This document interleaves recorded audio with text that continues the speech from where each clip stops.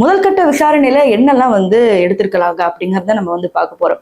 அவங்க வீட்டுல தனியா 3 லெட்டர் கிடைச்சிருக்கு. அதாவது அவங்க அம்மாக்கு தனியா, அப்பாக்கு தனியா, கணவருக்கு தனியா.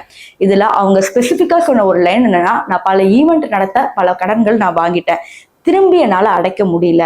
நான் இந்த முடிவெடுப்பேன்னு நான் எதிர்பார்க்கவே இல்லை. இருந்தாலும் எனக்கு முன் ஹெல்ப் பண்ண யாருமே தயாரா இல்லை அப்படிங்கிற மாதிரி சொல்லியிருக்காங்க. பல இன்டர்வியூலயும் பல மேடை பேச்சுலயும் எங்க அப்பா தான் எனக்கு பேக் போன். நான் கேட்டா எல்லாமே எனக்கு செஞ்சு கொடுப்பாரு அப்படின்னு சொன்னவங்க ஏன் அவங்க அப்பா கிட்ட கூட இதை பகிர்ந்துக்கல அப்படின்னு நினைக்கும் போது மிகவும் சோகமாக இருக்கு. இவங்களுடைய கனவை பாத்தீங்கன்னா miss universe, miss India, miss world அப்படின்னு பல பெரிய பெரிய கனவுகளா இருந்தது. சமீபத்துலதான் பாத்தீங்கன்னா ஆப்பிரிக்காவோட அழகி போட்டியில இவங்க ரன்னர் அப்பா கூட வந்திருந்தாங்க. இவங்களை ஒரு பெரிய இடத்துல பார்க்க முடியும் அப்படிங்கிற மாதிரி எல்லாமே எதிர்பார்த்தாங்க. பல கேம்பெயின்ஸ் எல்லாம் ரெடி பண்ணி பல மக்களுக்கு இவங்க ஹெல்ப்பும் பண்ணிருக்கிறாங்க. அதுல முக்கியமான ஒரு கேம்பெயின் தான் பாத்தீங்கன்னா ஆசிட் அட்டாக்ல இருந்து சர்வைவ் ஆன ஒரு சில பெண்களுக்கு இவங்க கேம்பெயின் வச்சு காசெல்லாம் கலெக்ட் பண்ணாங்க. அதுல நம்ம சேனல் சார்பாகவும் நானும் ஒரு சில காசுகளை கொடுத்திருந்தேன்.